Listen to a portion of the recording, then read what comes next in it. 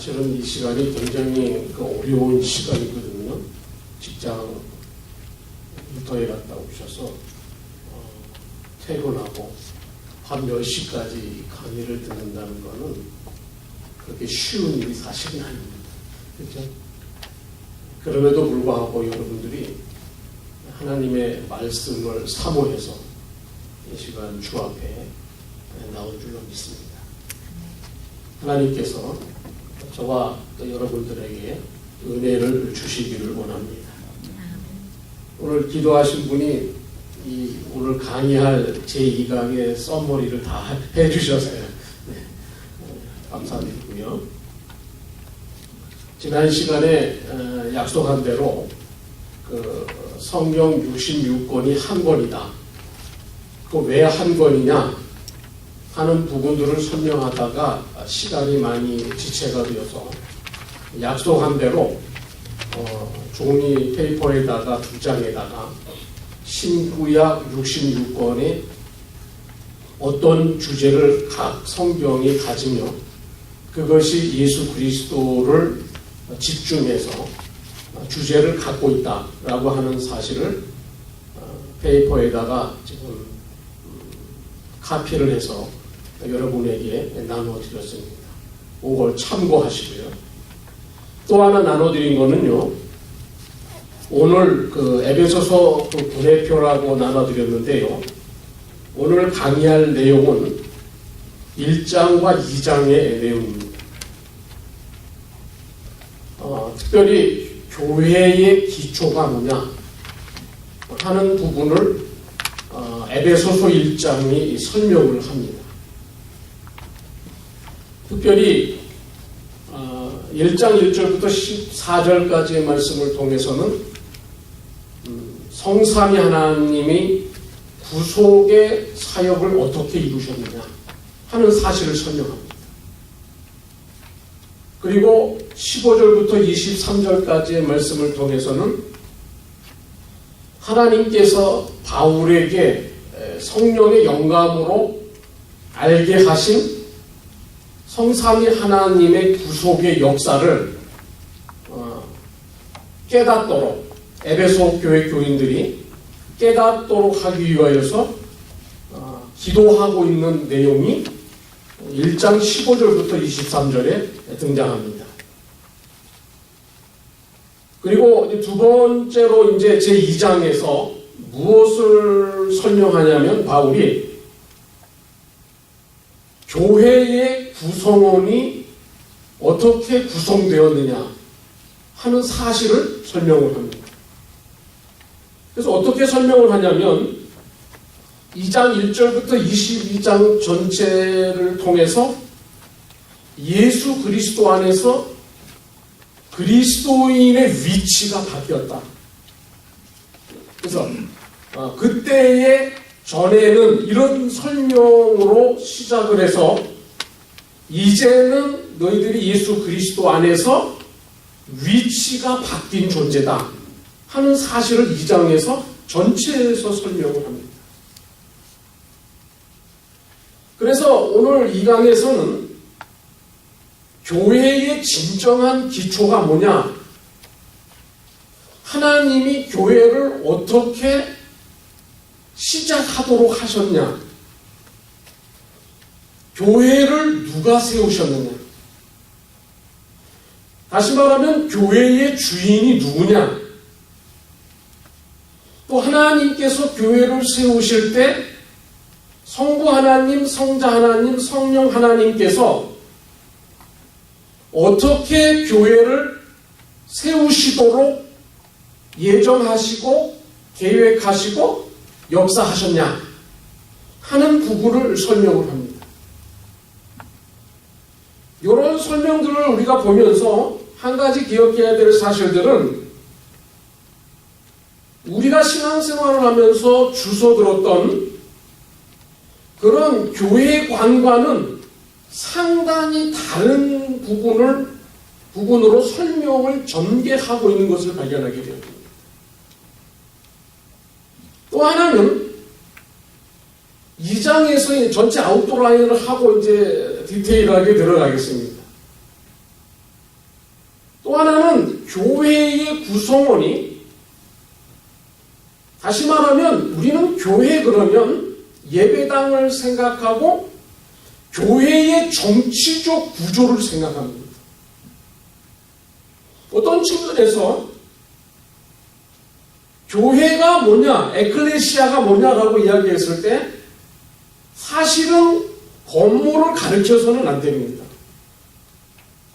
성경은 교회에 대해 이야기하면서 한 번도 예배당, 예배를 드리는 장소, 교회당을 교회라고 표현한 적이 없습니다.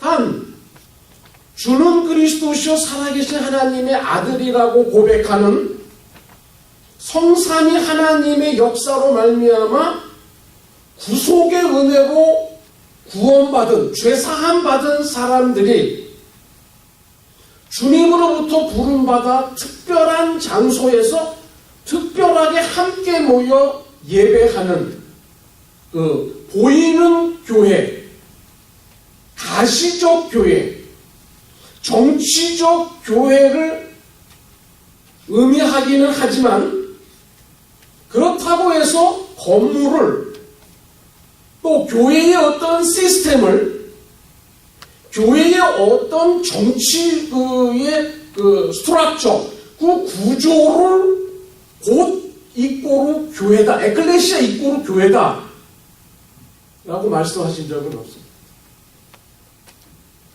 데이비드 왓슨이라고 하는 유명한 신학자가 있는데요, 교회의 표상이라고 하는 책에서 이렇게 언급합니다.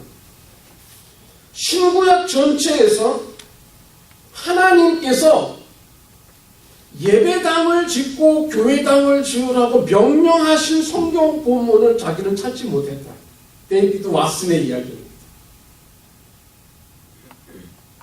그런데 부흥회나 뭐 이런 데 보면 자꾸 교회 건축에다 신경을 쓰거든요. 보면은요.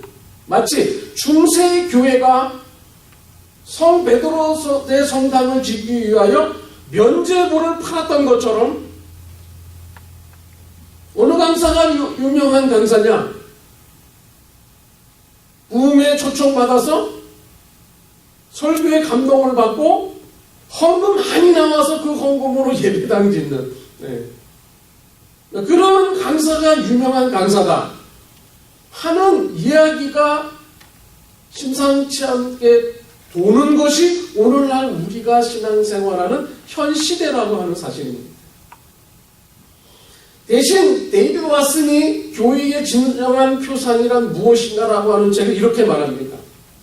성경 66권은 교회에 대하여 이야기하면서 성도들의 마음속에 하나님의 영이 거하는 성전이 지어지는 것에 대하여 끊임없이 관심을 가지고 성경은 증거하고 있다. 그러면 목회자는 성도들의 마음속에 그리스도의 영이 거하는 성전으로서의 그리스도의 영이 함께하는 성전을 짓는 곳으로, 성전이 되도록 하는 데에 목회의 포커스를 맞춰야 되는 겁니다. 성경적으로 말합니다. 그렇죠? 그런데 성도들의 신앙은 어찌됐든 상관없어요. 피폐화됐든 이리가 물어가든 상관없어요. 그죠? 어떤 수단을 통해서든지 뭐 예배당을 짓는 게 잘못된 거다 이렇게 말하는 건 아닙니다. 먼저 해야 될 일을 안 하고 주변적인 일들에 순서를 뒤바꿨다라는 겁니다. 오늘날 교회의 현실이. 그래서 마음의 성전이 지어가도록, 그리고 설교를 듣고 교회에서 신앙생활하는 교인들은 어떤 생각을 가져야 되냐면, 내 마음에 하나님의 영이, 그리스도의 영이 거하는 내 몸이 성전이기 때문에 하나님의 성전이 지어져서, 오늘 이제 에베소서도 그 말씀을 뒤에 가면 하고 있습니다. 그 성전이 지어지도록 우리가 힘쓰고 애써야 하는 것이거든요.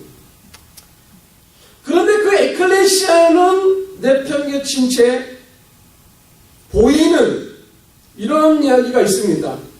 오늘날 기독교에는 예수 그리스도가 없다. 또 어떤 분이 책을 썼는데요. 그 책 제목이 굉장히 재밌습니다. 교회 없는 기독교가 되었다. 이 뉘앙스를 여러분이 이해하시겠습니까? 교회당은 있는데 성경이 말하는 에클레시아, 죄악과 어둠의 권세 아래 있는 죄인들을 하나님이 택하신 백성들을 부르셔서 그들을 불러서 밖으로 끄집어내서 모아놓은 게 교회라고 하는 의미거든요. 그런 측면에서 교회의 기초가 뭐고 교회의 구성원을 하나님이 어떻게 구성했는가에 대한 부분을 아는 것은 굉장히 교회론적으로 중요한 것입니다. 한번 보도록 하십시다. 교재 제2강. 바울이 에베소서를 기록한 목적이 뭐냐면요. 소아시아에 침투하려는 이단들의 사건을 막으려고, 사전에 막으려고 이 서신을 쓰게 된 것입니다. 특별히 AD 60년부터 교회 밖에서 일어났던 굉장한 이단이 있었는데 영지주의라고 하는 이단이었습니다. 그것이 어디까지 몇 년까지 가냐면 약 한 AD 140년까지 갑니다. 어느 시점에 가서는 이 영주주의가 기독교 교인보다 더 많아진 때가 있었습니다. 그 정도로 이단이 영지주의가 교회를 삼키고 지배했던 시절이 있었습니다. 영지주의가 뭐냐면 간단하게 설명하면 시간이 없기 때문에 영적인 것은 선한 것이고 육체적인 것은 다 악한 것이다. 이렇게 보는 이원론적, 리얼리즘을 가지고 있는 시각을 가지고 있는 사상입니다. 이렇다 보니까 예수 그리스도가 육체로 오신 거에 대하여 어떻게 하게 되겠어요? 육은 악한 거니까. 인카네이션 사건에 대한 교리를 어떻게 하겠어요? 부정하게 되는 겁니다. 그러면서 영지주의에서 기독론에 대하여 무슨 사상을 내놓게 되냐면 가연설이라고 하는 것을 내놓게 됩니다. 그저 예수 그리스도가 우리 눈에 보일 뿐이지 그 예수 그리스도는 사실이 아니다 라고 하는 가연설을 퍼뜨리게 되어지는 것입니다. 그래서 바울이 에베소서를 쓰게 됩니다. 교회는 예수 그리스도를 머리로 하는 지체요 몸이요 라고 하는 사실을 강조하기 위해서 이 교회 서신인 에베소서를 쓰게 된 목적이 되는 겁니다. 두 번째로 에베소서를 쓴 목적은 뭐였냐면 바울이 이 에베소서를 어디에서 썼습니까, 여러분? 네, 옥중에서 썼습니다. 그래서 옥중 서신이라고 이야기합니다. 어느 옥에서 썼습니까? 여러분이 아시는 대로 로마의 제1차 감옥 수감 때 이 서신을 쓰게 되는 것입니다. 그러니까 AD 60년에서 63년 그 사이의 기간입니다. 기독교가 이제 교회가 이제 세워지기 시작을 하자 유대인들 가운데 예수 그리스도를 믿는 유대인 기독교인들이 생겼습니다. 초대교회 때 많은 어려움을 당하고 그 사람들이요 유대인들 때문에 그런 기록들이 성경에도 등장을 합니다. 유대인은 어떻게 기독교를 대하였냐면은 옛 율법을 포기한 변질자로 간주했습니다. 그러니까 같은 유대인으로서 유대인 기독교인이 됐는데 굉장히 괴로운 거예요. 야, 너 옛날에는 유대인이더니 이제는 기독교로 이상한 종교로 네가 개종을 해가지고 예수 믿는다. 너 얘 율법을 다 포기했냐? 할례도 포기하고 뭐 이런 거 다 이걸 포기했냐? 그러면서 변절자로 그들을 취급하는 이러한 상황 속에서 바울이 본문에 특별히 교회의 기초를 이야기하면서 영원전부터 구약시대 이전에 창조 전에 이미 하나님께서 에클레시아라고 하는 예수 그리스도 안에서의 예수를 믿는 하나님을 믿는 사람들을 구속하기로 작정하셨고 영원한 작정이 있었고 하나님이 예정했고 그들을 부르셨고 그들을 구원하셨다. 그들이 바로 예수 믿는 사람들이다 하는 사실을 1장에서 편지로 써서 서신으로 써서 에베소 교회에 보내게 된 이유가 하나가 또 되는 것입니다.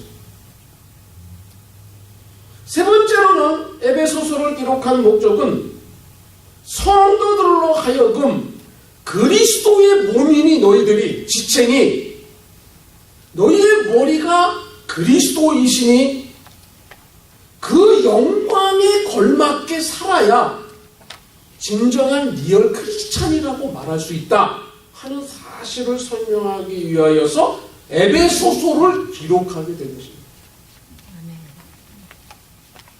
자, 오늘날 우리가 예수 믿는 상황과 다르지 않습니다. 이단들이 잘못된 교리와 잘못된 신학과 잘못된 사조와 유행들로 가득 찬 시대 속에 우리는 혼돈된 만큼 그런 시대 속에 우리는 살아갑니다. 이런 시대 속에서 어디에 집중해야 되겠어요? 여러분과 제가 정확무한 성령의 감동으로 된 선지자들과 사도들에게 하나님께서 계시로 주신 이 말씀을 이 캐논을 이 스탠다드를 이 정경을 하나님의 진리의 말씀으로 받고 웨스트민스터 신앙 고백에서 얘기하듯이 하나님의 말씀이 우리의 신앙과 삶의 기준이 되도록 다시 합니다. 신앙과 삶의 기준이 되도록 아멘. 네. 이 작업을 지금 우리가 하고 있는 겁니다. 이 시간에. 자, 그러면 세 가지 목적과 함께 우리들이 1장 1절부터 2절을 보면요 인사가 나옵니다. 그런데요 바울의 서신 가운데 그 13 서신이 앞에서 인사가 나오고 맨 마지막에 인사가 나옵니다. 그런데요 성경의 신약 성경의 두 서신만 바울 서신 말고요 다른 서신에서 앞에는 인사가 나오는데 뒤에가 인사가 나오지 않는 서신이 있고요 앞에는 인사가 없는데 뒤에는 인사가 나오는 서신이 있어요. 그게 어느 거냐면 독특한 서신인데요 히브리서와 요한계시록입니다. 히브리서는 앞에 서신임에도 불구하고 신학적인 어떤 무슨 논문과 같이 그냥 예수 그리스도의 탁월함을 계속 써나갑니다. 천사보다도 위대하고 모세보다도 탁월하고 하는 쭉 써가다가 맨 마지막 부분에 서신의 형태로 히브리서가 끝을 맺고 있는 것을 발견하게 됩니다.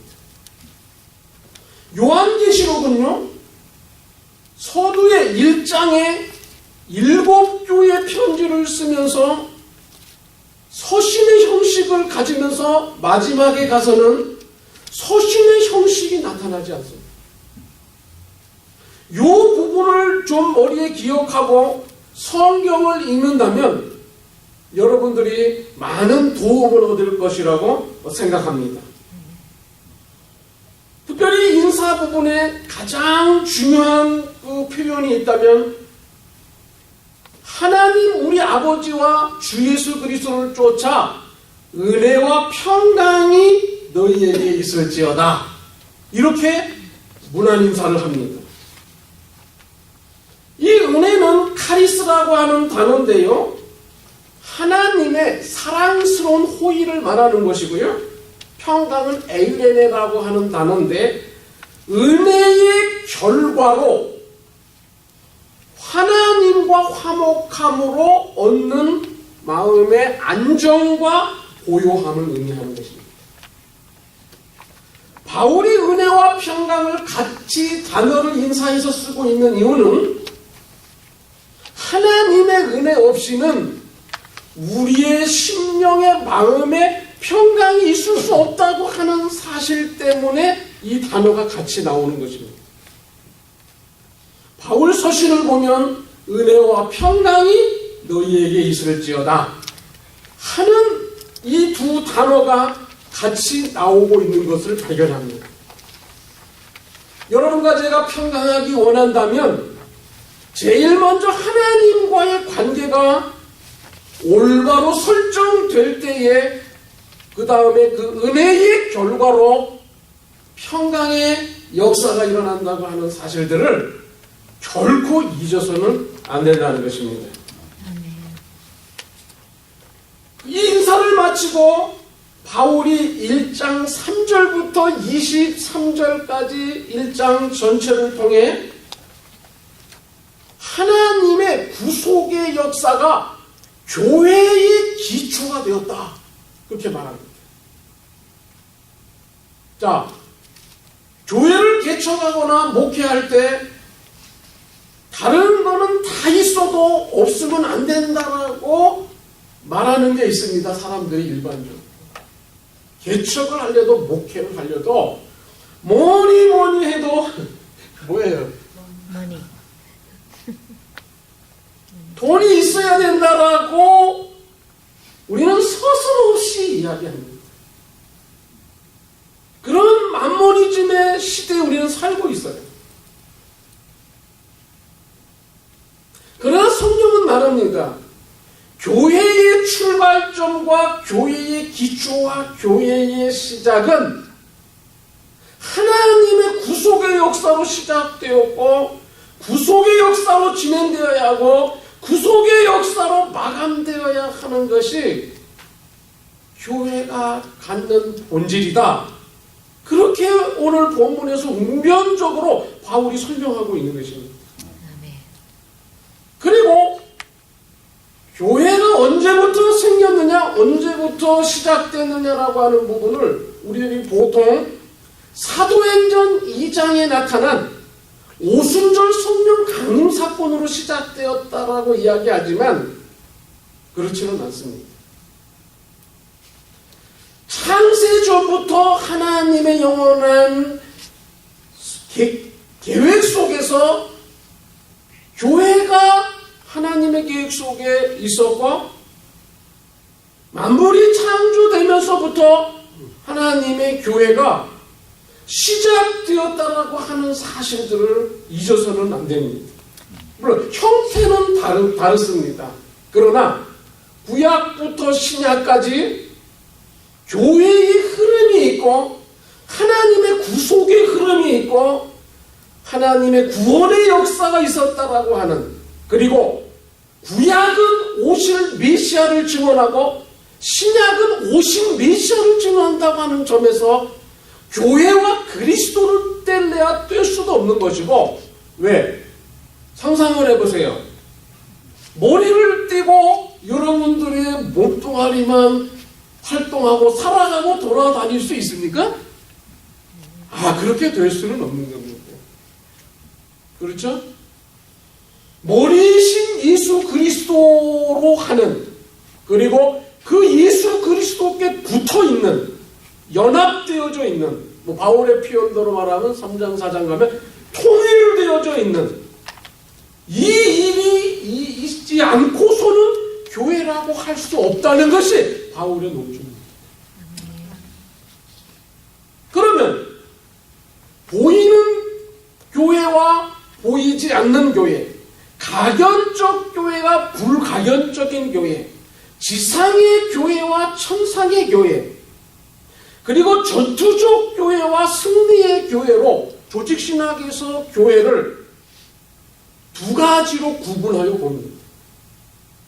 그러면 이쪽에 제가 얘기한 두 번째 얘기한 거는 지상의 로컬 처치들을 의미한다라고 보여지고요. 또 하나는 세계 편만되어져 세워져 있는 주의 백성들이 흩어져 있는 그 유니버설 처치, 보편적인 교회로서의 교회를 의미한다라고 봤을 때 에클레시아가 없는데 과연 이 지상의 교회가 로컬 처치가 제대로 쓰겠느냐는 거예요. 또 하나는 잘 들으셔야 됩니다.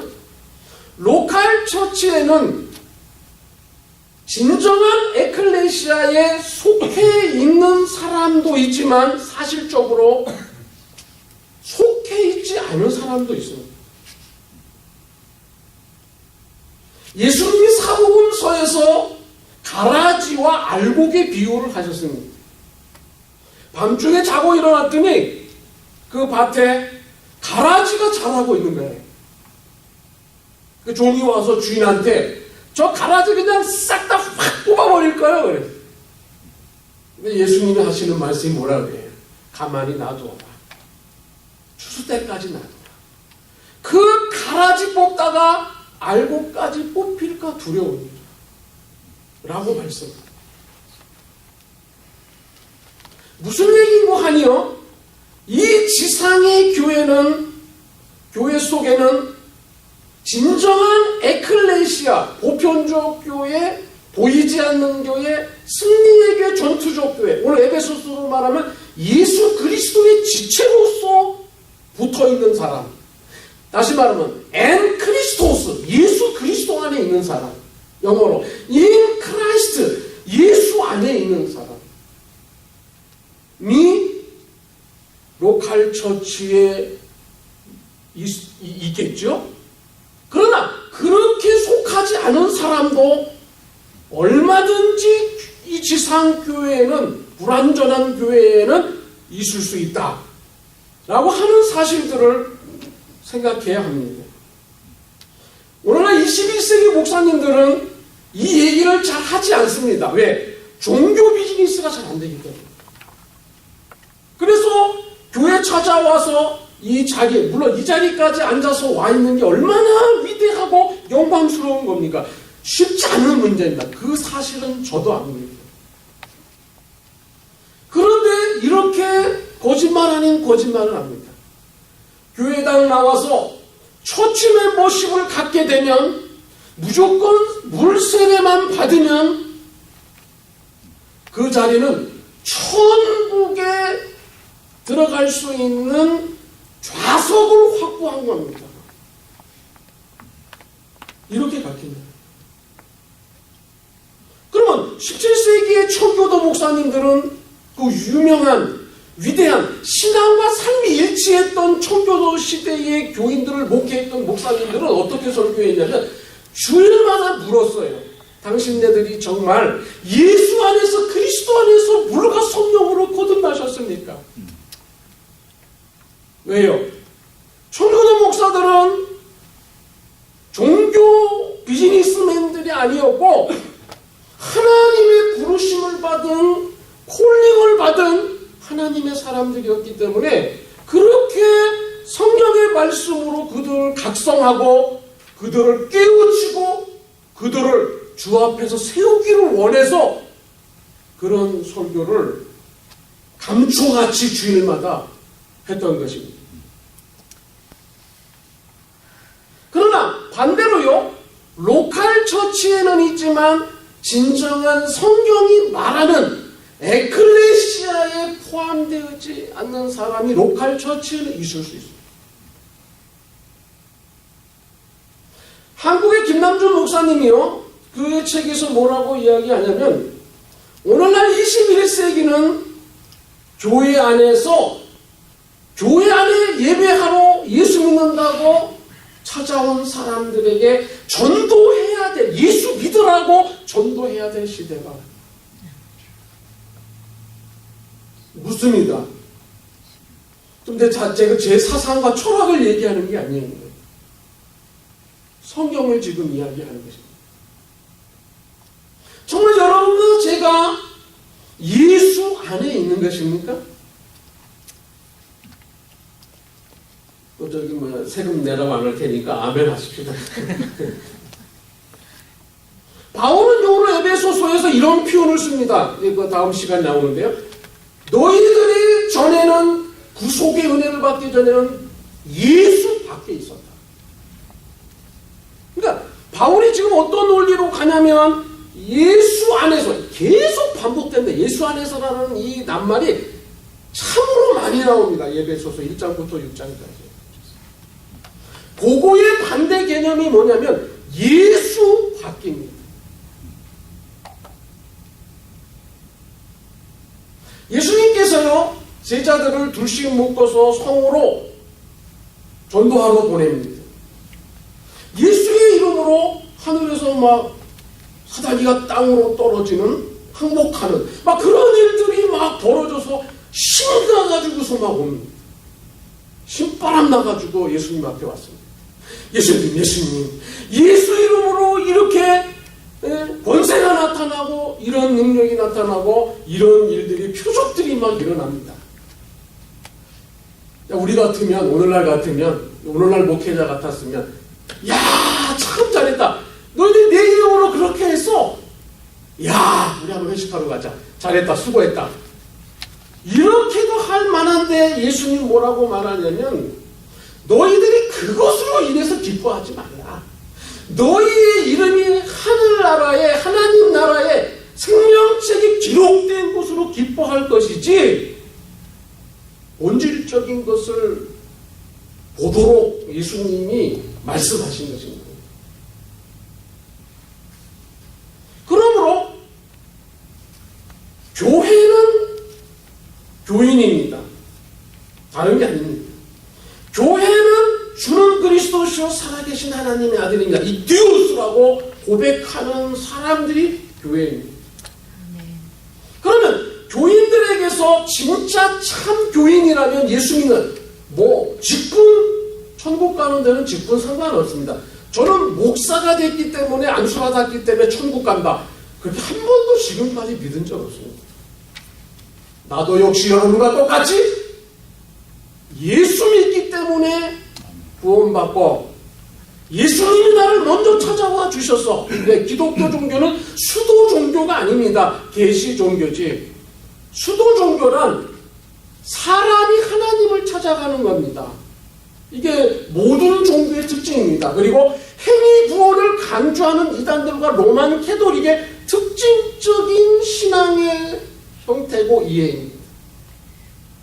성경은 이 구속이 하나님의 은혜로 됐지, 은혜라는 표현은 뭐냐면 우리가 뿌린 거 없고 거둔 것도 없는데 우리에게 결과가 주어진 거예요. 어디에서? 예수 안에서. 확실한, 이보다도 확실한 구원이 사실 어디에 있습니까, 여러분? 그래서 바울이 오늘 1장 3절부터 23절에서 교회의 기초가 뭐냐? 첫 번째로 1장 3절부터 14절에서 맨 처음에 이렇게 이야기합니다. 찬송하리로다. 구속에 대한 찬양을 간단하게 한 다음에, 그 다음에 1장 3절부터 6절까지에 대하여 구속이 성부 하나님이 하나님의 사역이었다. 이렇게 설명합니다. 언제예요? 창세전. 창세전이면 창세기 1장 1절보다 앞선 겁니까? 뒤선 겁니까? 태초에 하나님이 천지를 창조하십니다. 앞선 거죠. 그러면 요한복음 1장 1절에 태초에 말씀이 계시니 그 말씀이 하나님과 함께 계셨다. 그 태초, in the beginning, 영어 성경. 그는 거기에서 요한복음 1장의 태초에 하나님이 무슨 일을 하셨느냐 하는 걸 보여주는 것이 오늘 에베소 1장의 말씀입니다. 여러분들이 바울의 서신을 보면 이런 고백이 뒤바 조금씩 변화되는 걸 발견하게 됩니다. 바울이 이런 고백을 해요. 나는 다메섹 도상에서 부활의 예수 그리스도를 만났다. 뭐 그런 고백을 서신했습니다. 또 어떤 서신에서는요, 아니다. 내가 누구죠? 스데반을 돌로 쳐 죽일 때 내가 그때 옆에 있었다. 그때 내 마음이 이상히 아르됐다. 아마 그때 하나님이 부르신 것 같으다. 그때부터 벌써 나는 뭐가 좀 달랐다. 그 다음에요. 아니다. 하나님께서 나를 모태에서부터 불렀다. 그 다음에는요. 하나님께서 만세전에부터 나를 하나님이 아셨고 나를 부르셨다. 자, 이 네 가지 스텝에서 여러분은 어디 스텝까지 지금 와 계십니까? 바울은 말합니다. 하나님의 구속의 역사가, 이 구원의 역사가 창세전에 있었다. 이걸 이제 2장에 가면 그 구속원도 그렇게 있었다라는 걸 오늘 1장과 연결시켜서 계속해서 설명해 나가고 있는 것입니다. 하나님은 여러 것 저를 아셨다. 만세전.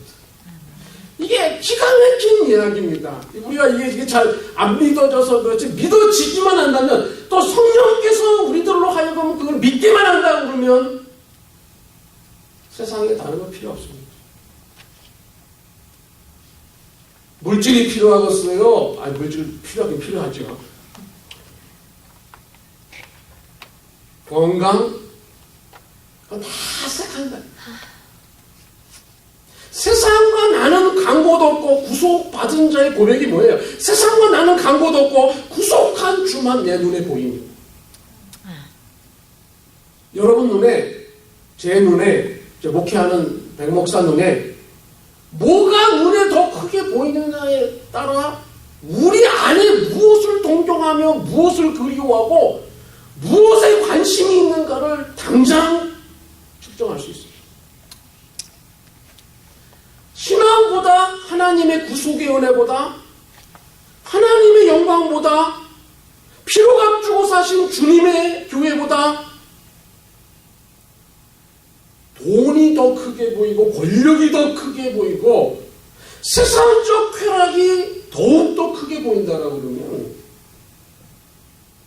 구속의 은혜를 모르죠. 사도 바울이 뭐라고 고백합니까? 예수 그리스도를 만난 다음에 나는 십자가만을 자랑하기를 원한다. 나는 세상의 모든 것들을, 로마 시민권, 가멜리아 문화성도의 그 배움, 철학, 바리새인 중에 바리새인이요, 유대인 중에 내가 유대인이고, 사내들리안의 공회의원이었고, 그 모든 것들을 뭘로 취급한다고 바울이 고백합니까? 나 십자가만 이제는 자랑하겠다 그러면서 분토와 같이 내다. 그러니까 구속의 은혜를 체험하고 구속의 은혜가 성삼위 하나님의 사역으로 내 안에 와 있는 사람,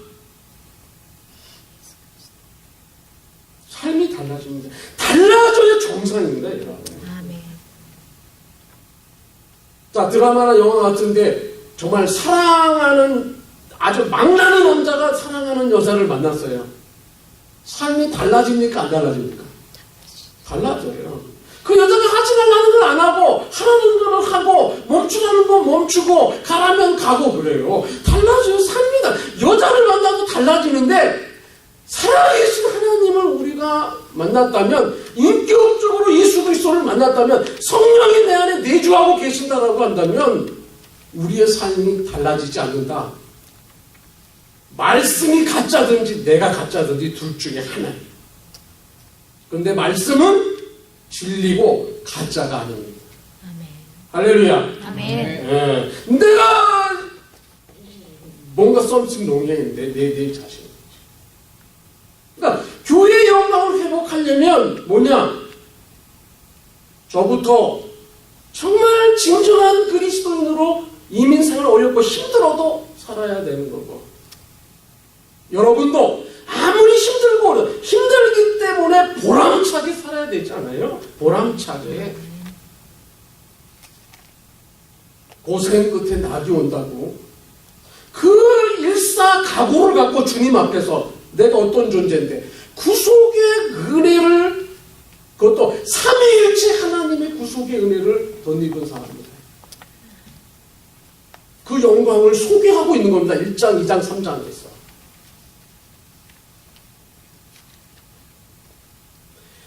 이 1장 3절부터 14절까지 해서 교회의 기초가 되는 구속의 역사를 누가 행하셨느냐? 삼위 하나님께서 행하셨다. 이렇게 바울은 증거합니다. 그러면 어떤 좀 이렇게 책을 읽고 조금 유식한 분들은 이런 질문을 해요.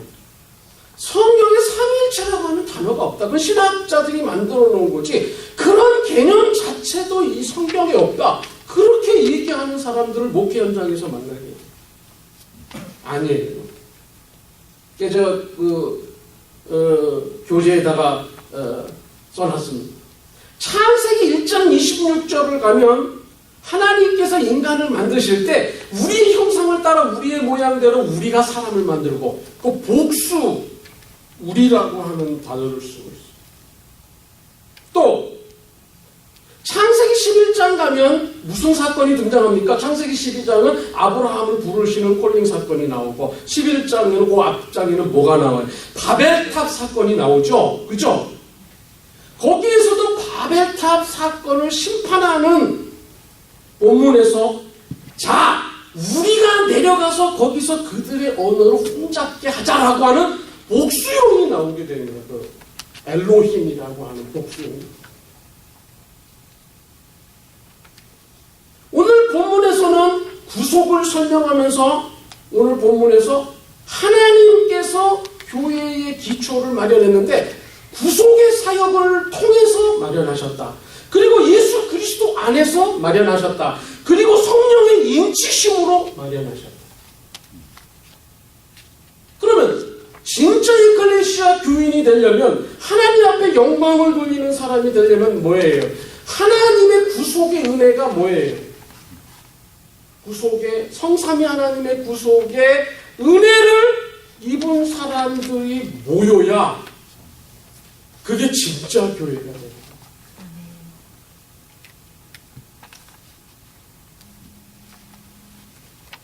그 다음에요, 1장 4절에서는 뭐라고 표현을 하냐면, 그리스도 안에서 하나님께서 선택했다. 이 선택은 무조건적인 선택입니다. 우리로 사랑 안에서 선택했다. 어떤 분은 전도받아갖고 와가지고서 하나님이 나를 부르신 거 보니까 하나님 날 쓸모가 있어서 불른 것 같다고 그러고, 내가 그래도 다른 사람보다 여러 점이 달라서 하나님이 나를 부르셨다고 그렇게 이해하는 사람들이 있습니다. 안 그렇습니까? 전적으로 하나님의 은혜에 의해서 우리를 불렀다. 이렇게 성경을 설명합니다. 그리고 1장 5절부터 6절까지 해서는 하나님이 우리를 선택하신 이유를 바울이 설명합니다. 뭐라고 설명하냐면, 사랑 안에서 하나님을 사랑하는 자로 만드시기 위해서 우리를 택하시고 우리를 구속하셨다. 또 하나는요, 그 앞에서 거룩하고 흠이 없게 하려고 우리를 구속하시고 우리를 하나님의 백성 삼아주셨다. 이 그 앞에서라고 하는 말은 하나님 면전에서 포함되어 담대히 나가는 것과 하나님과의 교제하는 삶을 위해서 하나님이 우리를 사랑하셔서 은혜로 우리를 부르셨다는 거예요. 이 부름을 우리는 영광된 부름이라고 말하는 거죠.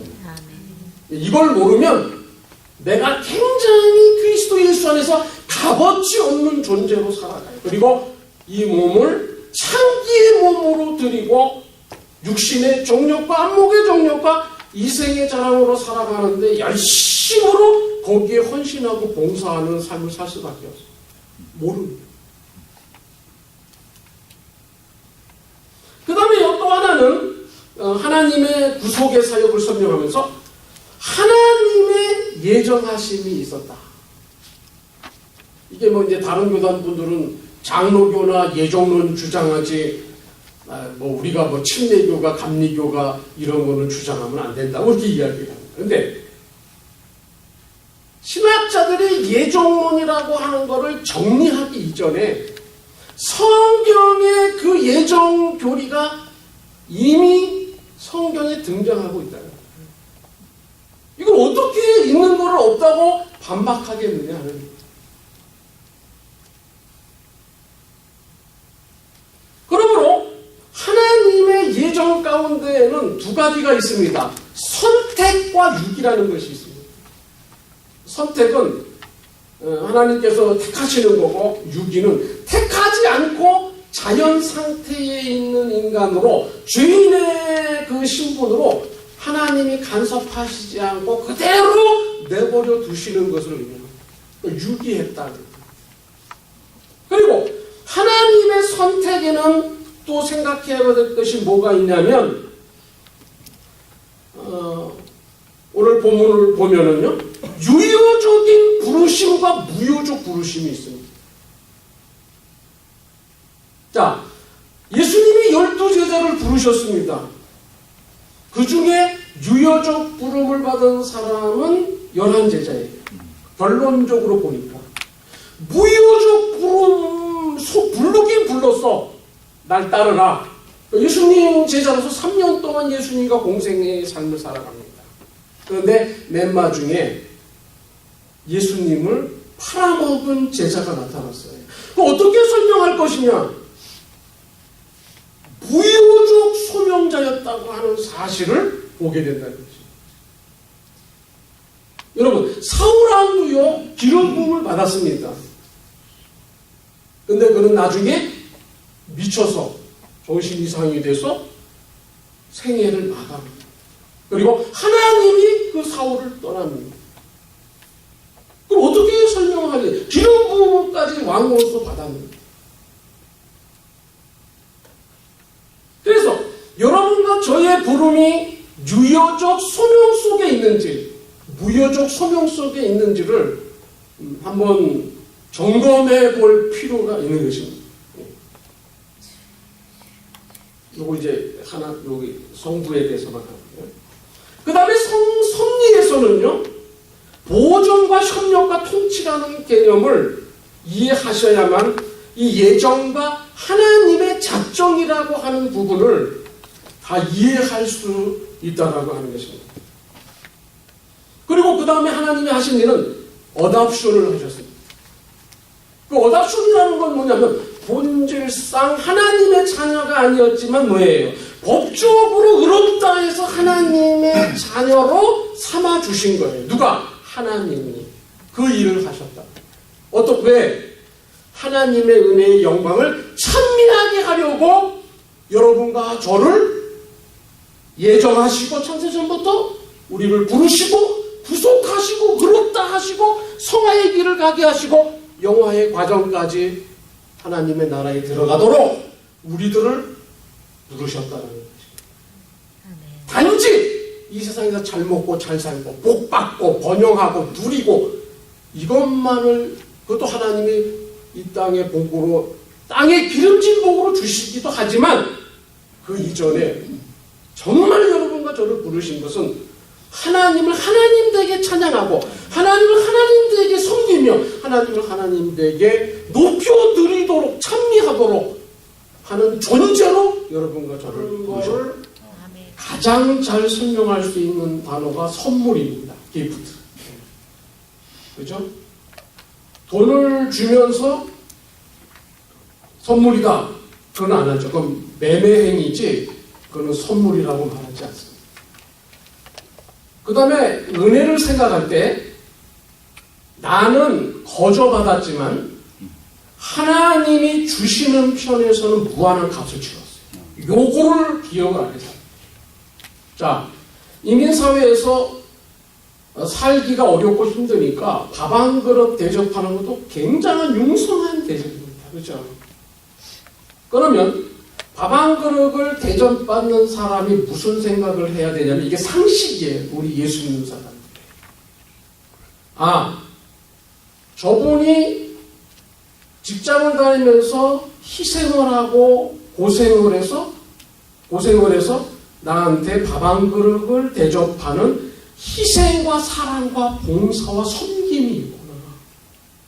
그러면 그 생각을 가질 때, 이 두 가지 생각을 다 가졌을 때, 아, 저분이 날 대접해서 참 기분 좋고, 그리고 저분이 그럼에도 불구하고 그 희생의 값으로 나를 밥 한 그릇을 대접한다 했을 때에는 굉장한 감사가 증폭되게 되어져 있는 겁니다. 그런데 다 하나님의 은혜야라고 말하면서 뭐라고 이야기하냐면 그냥 무조건 값어치 없는 것으로 자꾸 생각하는 은혜를 갖다가 그냥 구하면 그냥 다 되는 걸로 생각하는, 그냥 당연히 내가 받아야 될 걸로 생각하는, 그래서는 안 된다는 거예요. 하나님의 은혜를 우리에게 베푸셨을 때에는 하나님께서 독생자 예수 그리스도까지도 아끼지 아니하시고 우리에게 내어주신 어마어마한, 값으로는 계산이 안 되는 어마어마한 하나님 편에서 희생을 치르시고 우리에게 독생자 예수 그리스도를 선물로 구원을 은혜로 주셨다.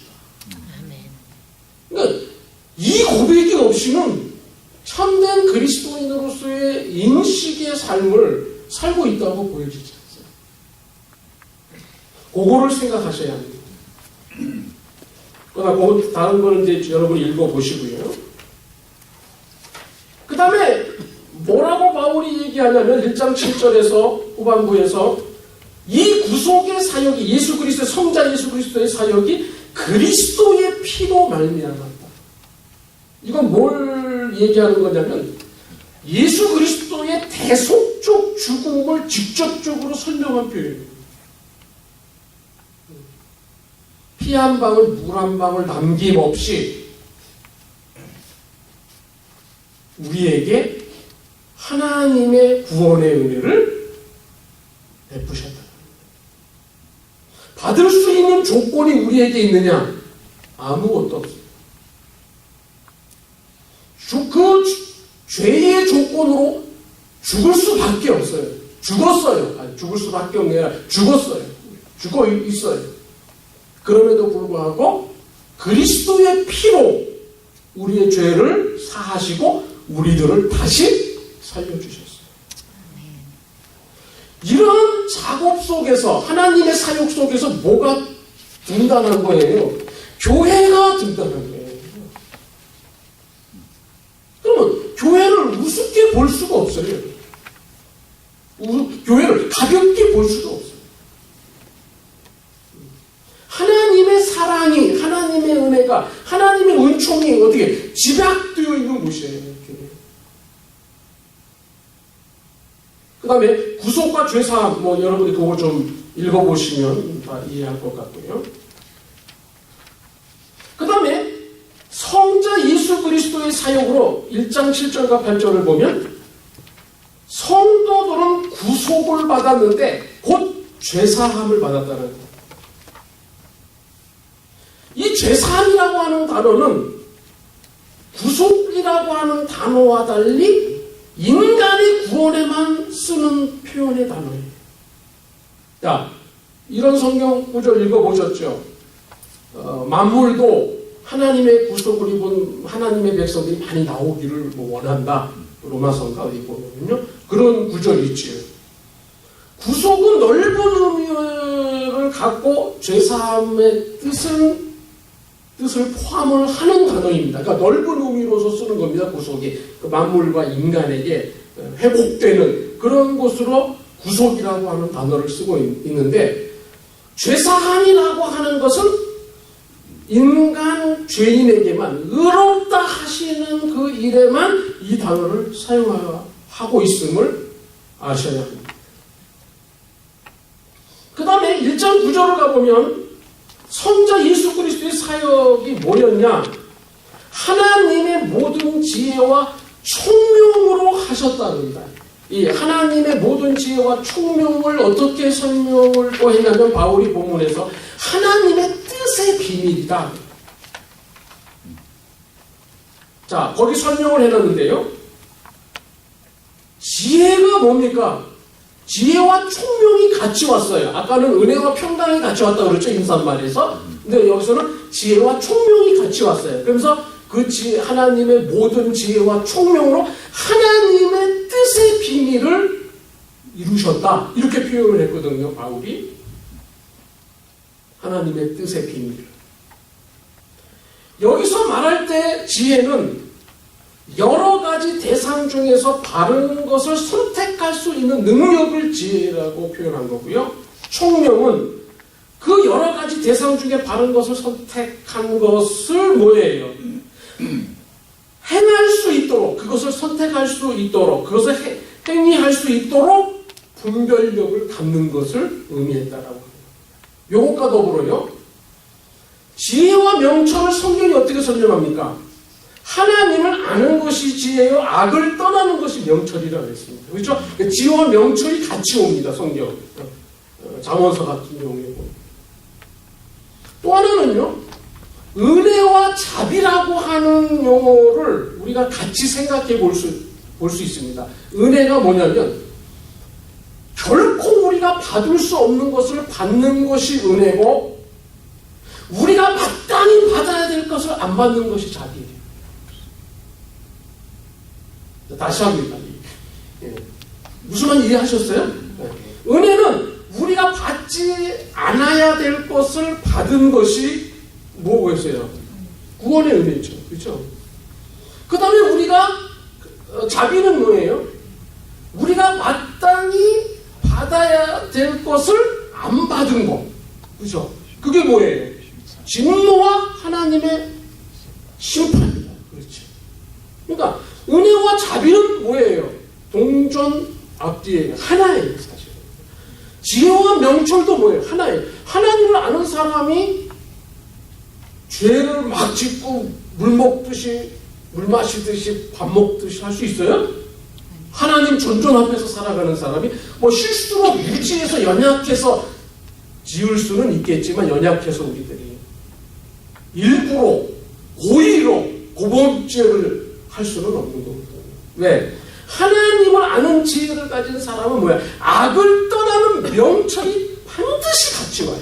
그리고 악을 떠나는 명철을 가진 사람은 반드시 하나님과 함께하는 지혜를 포함하게 되어 있어요.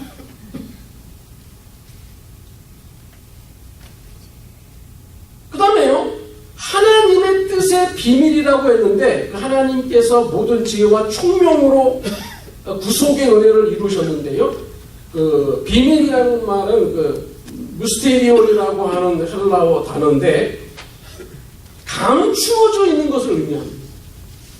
대신 아포칼립시스, 계시라고 하는 것은 감추어진 것을 어떻게 그 베일을 벗기고 드러내 보여주는 겁니다. 하나님의 뜻을, 하나님의 계획을, 하나님의 섭리를, 하나님의 영원한 작정을 누구에게? 우리에게. 뭘 통해서? 하나님의 말씀인 성경을 통해서 알려주시는 겁니다. 그런데요, 사복음서를 보면 예수님께서 천국의 복음을 전하시면서 사용하신 방법이 하나 있어요. 네, 비유로 하나님의 나라를 설명한 게 있습니다. 파라볼레라고 하는 말인데 헬라어예요. 비유는 두 가지의 목적을 가져요. 성경에 기록되어 있어요. 복음서에, 사복음서에 보면. 하나는 어떤 자들에게는 비유가 쉬운 겁니다. 그렇죠? 이 지상에 있는 것들을 예를 들어서 진리를 설명하는 방식이니까, 방법이니까 쉬워요. 그러나 비유가 갖는 특징이 뭐냐면 어떤 사람에게는 진리를 가리우고 어떤 사람에게는 진리를 드러내는 역할을. 그러니까 그 어떤 사람에게는 진리가 가리워집니까?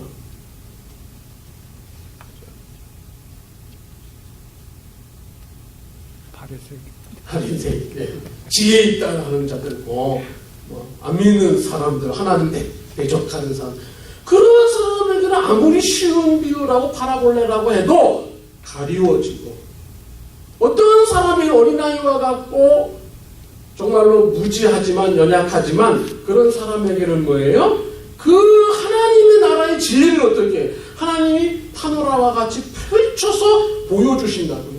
깨닫게 하시고 듣게 하시고 믿게 하시고 고백하게 하시고 알게 하시고 눈을 열어주시고 귀를 열어주시고 심령의 문을 여시사, 누가복음 그 마지막 장에 가보면 예수께서 심령 마음의 문을 여셨다고 그래요. 그래서 선지자의 글이 나를 바로 증거하는 것이다를 깨닫게 하셨다고, 그 부활의 예수님이 그렇게 성경을 기록하고 있는 것이거든요. 그러니까 복이 뭐냐면 자꾸 돈으로 연결시키지 마세요. 부여하고 가정에 아무 무한 없고 자식들 그냥 좋은 직장 가고 아이비 리그 가고, 그것도 복이에요. 인생의 복입니다. 그러나 진짜 우리 자녀들이 누려야 될 복, 정말 여러분도 제가 누려야 될 복이 뭐냐면 하나님의 진리의 말씀이 깨달아지고 이해되고 믿게 되고 고백하게 되고, 이 복보다 더 중요한 복이 어디 있다고 여러분 생각하십니까? 그런 은혜가 여러분과 저의 삶에 충만하기를 바랍니다. 아멘. 그 다음에 1장 10절과 11절에서 성자 예수 그리스도의 사역을 소개합니다. 뭐라고 그래요? 그리스도 예수 안에서 통일되게 하려 합니다. 이게 주님의 사역이에요. 성자 예수님의 사역이에요. 자, 통일되게 하려 함이라고 하는 말을 다른 말로 쉽게 바꾸면 그리스도와 연합하게 하신다는 것이죠. 그 그리스도 안에서 연합하게 하신다라고 하는 말을 항상 염두에 두고 쓴 바울의 신학적 표현이 엔 크리스토스의 예수 안에서, 그리스도 안에서, 그리스도 예수 안에서, 혹은 그 안에서, 이런 표현들을 계속 반복합니다. 몇 개가 한번 쉬어보세요. 수십 개 될 겁니다. 이 그리스도 안에서라고 하는 말은 뭐냐면 예수님과 함께 살고, 로마서 6장을 가보면 이 부분에 대해서 예수 안에서라고 하는 말을 분명하게 바울이 로마서 6장에서 설명합니다. 예수님과 함께 살고 예수님과 함께 고난받으며, 관한이 아니라 고난입니다. 미스프입니다. 예수님과 함께 십자가에 못 박히고 예수님과 함께 장사 지낸 바 되고 예수님과 함께 영광에 이르고 예수님과 함께 후사가 되고 예수님과 함께 통치한다. 누가? 예수 그리스도의 구속의 사역의 대상이 되신 우리들이. 그러면 함께라고 하는 단어를 사용했는데, 순이라고 하는 헬라어인데요, 로마서 5장 12절부터 21절을 가보면 요게 예수님과 함께라고 하는 뜻이 예수님이 대표가 돼서, 예수님은 우리가 예수를 믿으면 예수님이 죽었을 때 우리도 같이 죽고, 예수님이 부활하면 우리도 같이 살고, 대표 원리를 바울은 로마서에서 대표 원리로 설명했고, 에베소에서는 함께라고 하는 단어로 설명하고 있음을 발견하게 되죠. 그 다음에요, 시간이 없으니까 1장 12절에 가보면 성자 예수 그리스도의 사역으로 성도들을 구원하심은, 아까도 그 성부 하나님의 사역에 있어서 마지막 목적이 뭐였어요? 하나님의 영광을 위한 백성으로 삼기 위해서 우리를 구속하셨다. 그러니까 여러분과 제가 하나님 백성이 됐다면 하나님의 영광을 돌려도 되고 안 돌려도 되고는 없어요. 초이스가 없습니다. 반드시 must 영광 돌려야 돼요. 그러니까 죽어도 예수를 위해 죽고 살아도 예수를 위해 사는 목사님이 뭐라고 얘기하냐면 그의 저서에서 모슬렘들이나 다른 타종교들하고 기독교가 허약해진 이유가 있다. 왜 그러냐 이렇게. 기독교에는 사상가가 없대요. 성경적 사상가, 성경적인 철학적인 신앙의 사상가들이 없다는 거예요. 오늘. 그래서 허약해졌다는 거예요. 모슬렘들, 우리 성전을 치웁시다. 거룩한 전쟁. 그러면은 온몸에다가요. 그게 좋다 그런 말 아닙니다. 좋은 거 아닙니다. 그러나 그토록 비진리를 갖고도 목숨을 초대같이 버릴 수 있는 사람들이 온몸에다가 폭탄을 짊어지고 폭탄을 짊어지고 모인다는 거예요. 만일 예를 들어서 아틀란타에서 10만 커뮤니티 가운데 350여 교회가 있는데 예수 그리스도를 위해서 죽을 각오가 된 사람 90교회로 모이시오. 그거는 둘째치고 밥줄을 내려놓고도 주님 믿을 사람, 각오할 사람 오십시오.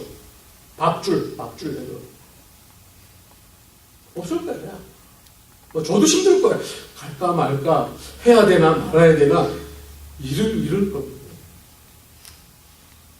왜 기독교 사상가가 안 나오냐면, 왜 믿음을 위해 죽고 믿음을 위해 살겠다라고 하는 사람들이 안 나오냐면, 하나님의 진리의 말씀의 기초에 서 있지 않기 때문이거든요. 그리고 또 하나는 그리스도의 구속의 엄청난 풍성한 은혜를 모르기 때문에 그렇습니다. 그리고 예수 그리스도가 나의 생명의 주인이시며 인생의 생사복을 주관하시고 나의 생애의 목자장이 되시며 하나님께서는 우리의 모든 인류의 역사를 주관하고 계신다. 교회의 머리가 바로 그리스도다 하는 사실을 한 번도 고백하지 않은 사람이 세상을 이기고 나를 이기고 사탄의 괴계를 이기며 어둠의 권세를 이기고 우리가 세상 것을 이기겠냐. 그런 훈련이 안 됩니다. 오늘 여러분과 제가 예배에서 공부하면서 한번 이 각오합시다. 살아도 한 번 사는 건데 죽어도 한 번 죽는 거고 물론 무슨 해병대 온 것도 아닌데 그런 일사각오를 가지고 정말 내가 주님의 부르심의 영광에 한번 살아보겠다. 이 각오를 주님 앞에 한다면 주께서 우리를 연약한 여러분과 저를 도우실 것이 분명합니다. 그 영광이 걸맞는 삶을 살다. 그래서 네 번째 시간에는 그리스도 안에서의 그리스도인의 표준의 삶에는 아주 별로 양이 많지 않지만 그 시간에 제가 할애를 한 강좌를 할애를 했어요. 중요한 것이 있죠. 자, 그 다음에요. 세 번째 1장 13절부터 14절에서 구속에 대한 성령 하나님의 사역을 소개합니다. 뭐라고 소개하냐면 1장 13절에 성도들의 구원을 위한 성령의 사역이 있게 됐다. 이렇게 설명합니다. 야, 그리스도의 영인, 그리스도로부터 보냄을 받은 성령이 우리의 마음에 없으면 어떻게 돼요? 우리의 심령에 없으면 어떻게 돼요? 그리스도인이 아니에요. 그러니까 교회를 나가냐 안 나가냐 이거 묻지 않아요. 그렇다고 참된 그리스도인이 교회를 안 나가도 된다. 그 말은 교회 나가게 되어 있습니다. 반드시. 왜? 예수 믿는 사람들의 특별한 장소에서 예수 믿는 사람, 구속받은 사람들이 모이는 곳이기 때문에 무교의 주의는 성경적이 아닙니다. 파라처치 무브먼트도 성경이 가르치는 교회관이 아닙니다. 그거 다 설명하고 싶은데 시간은 없고요. 그러니까 그리스도의 영이 있는 사람이 그리스도인이라는 게 성경의 논증입니다. 그러니까 교회 나가냐? 집사 직분 받았냐? 아니에요. 그거 아니에요. 그런 거 없어요. 그리스도의 영이 있는 사람이 직분자가 돼서 하나님의 교회를 몸된 교회를 피로 값주고 사신 교회를 섬겨라. 이런 말씀은 있어도 교회 나가는 거 하나 가지고 기준 가지고 그리스도인이다. 그러면 뭐 다 그리스도인이에요. 뭐 교회 나가는 사람. 지난 그 강의 끝나고 우리 김 선생님 말씀하셨는데 마이클 호튼이라고 하는 사람이요, 웨스트민스터 신학의 교수입니다. 지금 현재 그리스도 없는 기독교라고 하는 책의 서문에서 이런 얘기를 해요. 사탄이 지배한 도시를 보면 이런 현상이 나타난다는 거예요. 주일날 교회당 예배당에 문성 성시를 이루는 많은 사람들이 교회에 들어간다. 교회를 출석하고 들락날락한다. 그런데 정작 교회의 강단에서는 하나님의 말씀이 전파되지 않는다. 무슨 행복, 번영신학, 그 다음에 뭐 조엘 오스틴 같이 나를 나대게 하는 나, 뭐 긍정의 힘, 뭐 요런 스타일의 그 설교들이 아주 입맛에 맞는 아주 가볍고 인스턴트한 설교들이 판을 치게 되는. 그리고 쇼꾼이 쇼를 부리는 사람이 나고 웃기고 막 이러고 막 예화 만들고 주야장창 첫 번부터 끝까지 예화 들고 교인들 보고 은혜 받았냐 그러면 오늘 그 예화에 뭐 하나님 말씀이 뭐였느냐, 오늘 성경 본문과 제목과 핵심적인 내용 1대지 2대지 3대지 한번 내봐라. 몰라요. 이런 시대에 우리는 살고 있다는 겁니다. 이런 시대로 강력하게 흘러가고 있는 시대에 살고 있다는 겁니다. 그러니까 여러분의 청중들이 어떤 설교자를 좋아하느냐에 따라 교회의 영광도 회복될 수 있고 교회의 영광도 줄어들 수 있어요. 여러분들이 자꾸 쉬는 시간은 A.W. 토조가 얘기했듯이 쇼냐 예배냐 하는 책에서 얘기했듯이 자꾸 그런 걸 여러분이 선호해주고 거기 가서 할렐루야 아멘 해주면 그런 설교자는 계속 늘어날 겁니다. 그러나 여러분들이 좀 딱딱하고 어른들은 딱딱한 걸 먹는 거예요. 성장한 사람은요 뼈다 굳어 싶고요 먹는 겁니다. 그런 설교자들을 여러분이 선호해주고 좋아하고 저게 진리의 말씀이다라고 인정해주고 찬동해주고 동조해주고 같이 협력해주면 어떻게 되겠어요? 그런 설교자들이 늘어나게 되어 있습니다. 그런 설교자들이 강단을 채우면 350개를 채우면 부흥되지 말라 해도 성령께서 그 말씀을 들어 사용하셔서 애틀란타 한인 10만 커뮤니티는 술집이 못 낳는 요나단 에드워드의 시대와 같이 요나단 에드워드가 어느 도시에 부흥회를 갔어요. 영적 고성인 요나단 에드워드. 부흥회 끝나고 그 다음날 아침에 나갔더니 그 타운에 술집이 샥 문 닫았어요. 교회 350개 아틀란타 되지만 눈사롱 늘어나고 술집 늘어나고 이게 왜 그러느냐? 교회가 교회 사명을 감당하지 못했기 때문에 그렇다는 거예요. 무슨 사명을 감당해야 되냐? 교회가 선교도 해야 되지만 선교하지 말라는 건 아닙니다. 복음 증거해야 되고 복음 증거 중에 진리를 파수하는 일부터 해야 돼요. 진리를 비판은 지키는 그 일부터 해야 된다고요. 오늘 여러분과 저의 삶이 큽니다.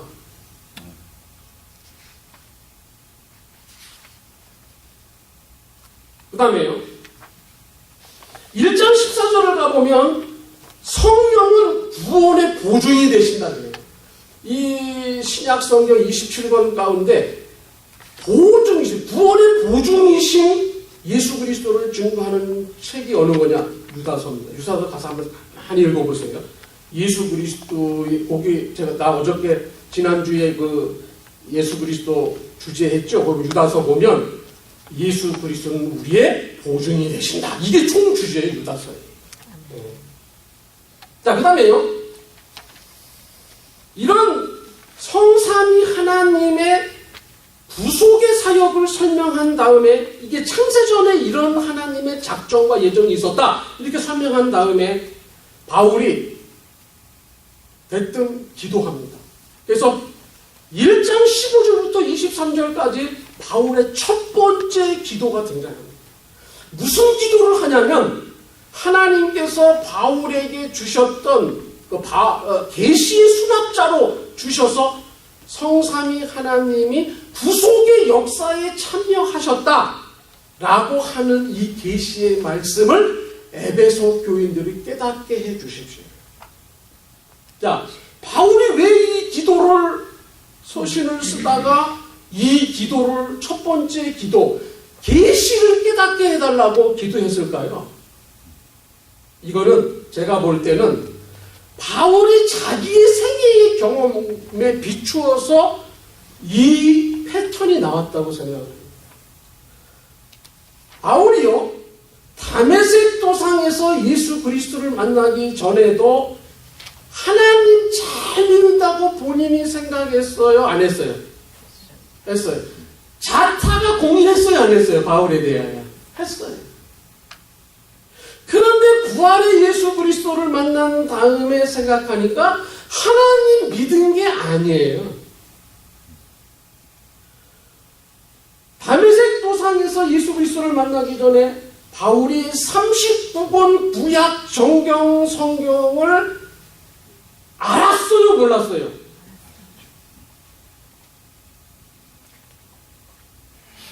익히 알았어요.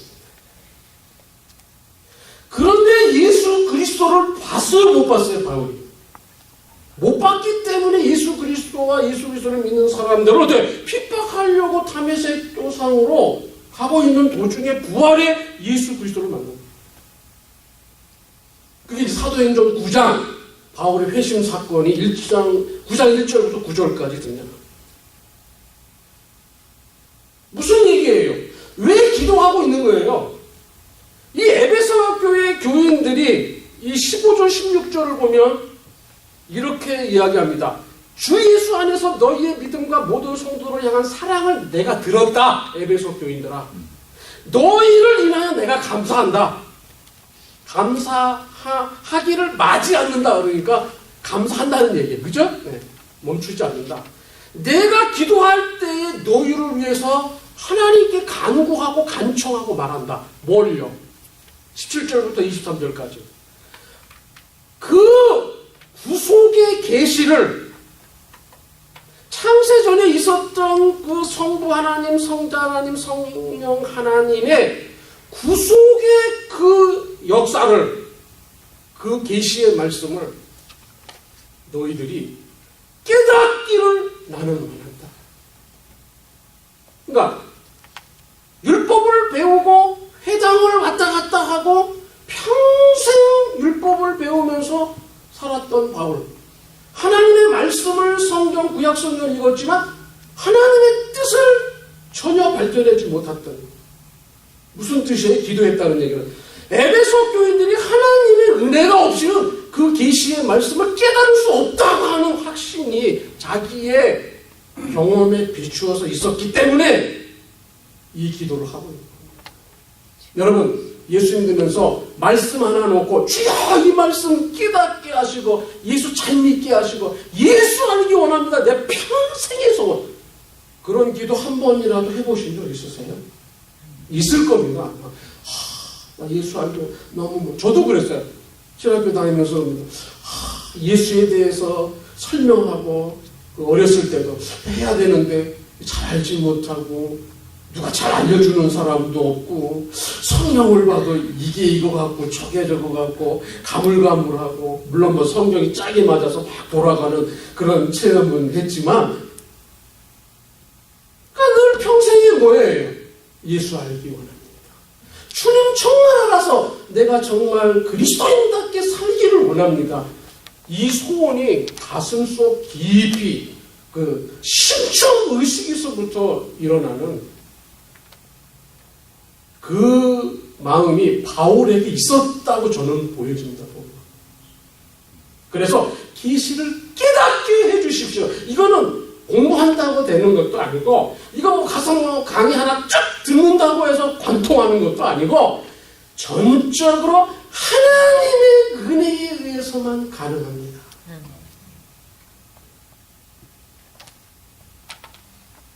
이게 교회 수십 년 다닌다고 해서 해결되는 문제가 아니고, 교회 헌금 많이 했다고 해서 그 보상으로 돌아오는 것도 아니고, 뭐 선교여행 많이 떠나고 갔다 왔다고 해서 깨달아지는 것도 아니고, 오직 성령의 구속의 사역으로 인해서 진리에 대하여, 의에 대하여, 죄에 대하여, 심판에 대하여 가르쳐 주시리라고 하는 요한복음 그 16장의 예수님의 말씀과 같이 하나님의 전적인 은혜가 아니고서는 깨달을 수가 없다라는 경험을 판단적으로 경험하고 이 순서가 나왔다라고 생각합니다.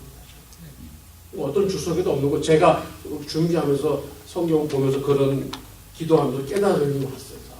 이런 경험에서 왔을 거다. 자기의 본인의 그 빅 미스테이크한 그 옛날에 하나님 힘든다고 했지만 하나님 완전 반대로 살았던 최고의 신앙인이라고 자처했지만 그게 아니었잖아요. 예수 믿고 난 다음에 보니까. 그러니까 뭐라고 그래? 나는 죄인 중에 회수라. 우리 이런 질문한다. 우리 부부끼리 집에서. 당신아, 우리 예수 잘 믿는 거 맞아? 서로 이렇게 질문하고 대답하고. 그때마다 답이 뭔지 아세요? 하나님이 우리를 이끌어 가신다면 그게 답이다. 우리라는 인간의 힘과 능으로 많은 책을 보고 지식을 알고 어디 가서 강의를 많이 듣고 세상 공부를 많이 했다고 그게 되는 문제가 아니에요. 전적인 하나님의 은혜에 의해서만 되는 거다. 자, 어떻게 기도했습니까? 1장 15절 16절에 에베소의 교회의 성도들의 믿음과 사랑에 대해서 감사하고 있는 것을 보게 됩니다. 또 1장 17절에 가면 주 예수 그리스도의 하나님, 하나님을 영광의 아버지라고 언급합니다. 그 기도의 지금 내용들입니다. 그 다음에 1장 17절에 가면 뭐라고 말씀을 하냐면 굉장히 중요한 내용이 등장을 합니다. 뭐라고 하냐면 지혜와 계시의 영을 주시옵소서라고. 여기서 계시의 영이라 성령을 의미합니다. 주시옵소서. 주시면 어떻게 하겠다는 거예요? 하나님을 알기 때문에.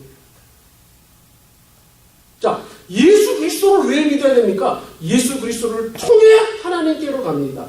예수 그리스도를 알아야 하나님을 알게 돼 있습니다. 그래서 예수 그리스도는 중보자라고 이야기합니다. 예수 그리스도의 피의 공로를 의지해서 주께로 담대히 나갑니다. 하나님의 살아계심과 그 참여한 자들에게 상 주시는 자임을 믿는 근거는 뭐예요? 예수 그리스도를 통해서 나가는 거예요. 아멘입니까? 아멘. 네. 그 다음에 1장 18절에 하나님의 부르심의 소망을 알게 해달라고 기도합니다. 그 다음에요, 18절에 성도가 받을 기업의 지극히 크심이 어떠한지를 알게 하여 주옵소서. 지극히 크심을 뭐라고 표현하면 풍성한 것을 알게 하옵소서. 성도가 받을 기업이 뭐예요? 투데오 바실레, 하나님의 나라입니다. 그리고 하나님의 자녀라 일컬음을 받는 겁니다. 그 기업을 소유하게 될 것이다. 그 소망을 가지고 살아라 이거예요. 다른 데 소망 두지 말고. 그러면 이 이민의 어려운 생활도 뭐예요? 넉넉히 이기고도 남음이 있을 수 있다는 거죠. 할 수 있거든이 무슨 말이냐? 믿는 자에게는 능치 못함이 없느니라 하시니 내게 능력 주시는 자 안에서 내가 모든 걸 할 수 있느니라. 아멘. 네. 좀 이런 신앙의 용사들이 나와야 된다고 생각합니다. 그 다음에 19절과 23절에서 하나님의 능력의 지극히 크심이 어떠한지를 알게 해달라고 기도합니다. 그러면서 하나님의 능력을 설명합니다. 이 19절, 20절, 21절, 22절, 23절에서 그 하나님의 능력이 뭐냐면 다 구원과 관련된 사건이에요. 예수 그리스도가 생명의 대표가 되는 거예요. 둘째 아담인 예수 그리스도는. 로마서 5장을 가서 따르는. 그리고 첫째 아담은 뭐예요? 그 후에는 다 죄 안에 거하게 된 겁니다. 대표성의 원리입니다. 아담은요. 뭐예요? 죽은 자의 대표성이고 예수 그리스도는 뭐예요? 생명의 대표인 것입니다. 그러니까 예수 믿는 사람은 그 예수님이 행하신 모든 구속의 사역을 따라 뭐예요? 그것이 나의 것이 되는 거예요. 예수님의 죽음이 나의 죽음, 예수님의 부활이 나의 부활, 예수님의 승천이 나의, 우리가 마지막에 하나님의 나라로 가는, 하늘나라로 올라가는 그런 패턴으로 대표로서 이 머리라고 하는 의미는 수레를 하는 뜻을 가지고 있고 또 하나는 대표라고 하는 뜻을 가지고 있습니다. 그러니까 이 본문에서는 대표의 원리로 설명하고 있다. 그렇게 보여집니다. 그 하나님의 능력이 뭐냐면 예수 그리스도를 죽은 자 가운데서 3일 만에 부활시킨 겁니다. 누가요? 하나님. 일으키신 거죠. 이런 측면에서 예수 그리스도가 아들이 되시고 하나님은 아버지가 되신 거예요. 그 다음에 부활하신 그리스도가 무엇을 하느냐? 왕노릇 하실 것이다. 그러면 그리스도가 왕노릇 하면 우리는 뭐예요? 우리는요. 예수님이 대표니까 우리의 머리시니까 우리도 왕노릇. 그래서 왕같은 제사장 이런 표현이 나옵니다. 근데 왕같은 제사장인데 맨날 쫄병같이 살아요. 세상 속에서 맨날 짓눌리고 맨날 세상 따라가고 세상의 육체의 정욕대로 살고 세상의 그 사조를 따라 살아가고 이게 주님이 보실 때 얼마나 가슴이 아프시겠냐는 거예요. 우리가 왕같은 제사장인데 하나님 앞에 나갈 수 있는 그 길이 열린 왕같은 제사장입니다. 좀 여러분들이 비굴하게 살지 말고 교만하게 하라 말이 아닙니다. 당당하게 예수 안에서 살아가십시오. 아멘. 네. 세 번째로는요, 하나님의 능력을 이렇게 설명합니다. 예수 그리스도가 교회의 머리가 되신다. 그러면서 기도를 마무리합니다.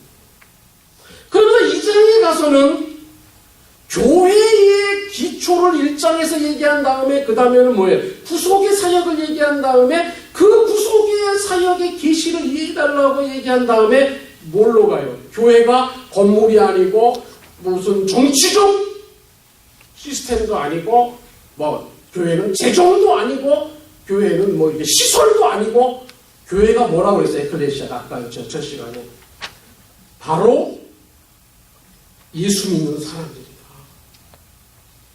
우리가 교회다. 여러분과 제가 교회다. 그러니까 뭘로 가겠어요? 자연적으로 그 다음에 그 구속의 은혜를 따라 하나님께서 구성해 주신 그 예정을 따라서 하나님의 영원한 작정 속에서 부르시고 의롭다 하시고 그리고 성화의 길을 가게 하시고 영화롭게까지 할 그 하나님의 백성들을 부르셔서 어떻게 구성을 했다. 이렇게 설명하고 있는 겁니다. 봅시다. 여러분과 제가 그 구성원에 포함되어져 있습니까? 아멘. 그럼 여러분과 저는 보통 사람이 아니에요. 이거 그냥 이빠른 얘기하는 게 아니에요. 그냥 힘주 잡아 립서비스 하는 거지 말고.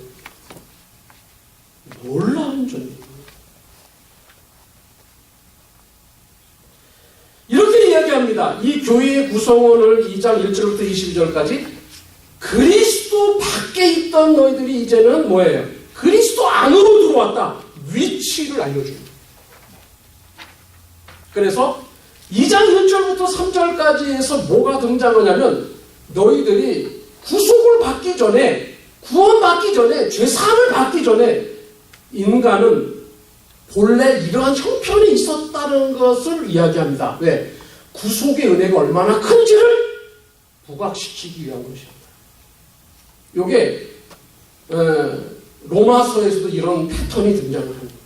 로마서에 유대인의 죄, 이방인의 죄, 만인의 죄 이런 걸 설명한 다음에 하나님의 의가 이렇게 너희에게 주어졌다. 이렇게 설명합니다. 똑같은 스트럭처를 지금 갖고 있습니다. 로마서와 에베소서. 옛날에 어떤 형편이었냐면 허물과 죄로 죽었던 상태였다. 자연인이었다. 신학적으로 말하면. 원죄를 가지고 있었던 자들이었다. 그 형편에 있었다. 어떻게 그것을 얘기할 수 있나? 네 가지로 얘기합니다. 이 세상의 풍속을 쫓는 자였다. 이 풍속을 쫓는다라는 말은 뭐냐면 세상적 가치관으로 살아가는 거예요. 교회는 나오지. 이분은 주여 주여 하지만 진짜는 주님이 따로 있는 거예요. 다른 걸 주로 섬기는 거예요. 세상을 주로 섬기고 세상의 유행과 세상의 세속적인 것들을 따라가는 거예요. 뭐니 해도 뭐니가 최고더라 이러면서 그쪽으로 가는 거예요. 한 예를 제가 드는 거예요. 두 번째로는 공중의 권세 잡은 자를 따라 살았다. 옛날에 어둠의 권세 안에 있었다. 그래, 그 하라는 대로 하는 거예요. 하라는 대로. 왕이니까, 그 통치하는 거니까. 어? 공중 권세 잡은 자. 사탄이거든요. 그 다음에 육체의 욕심을 따라 살았다.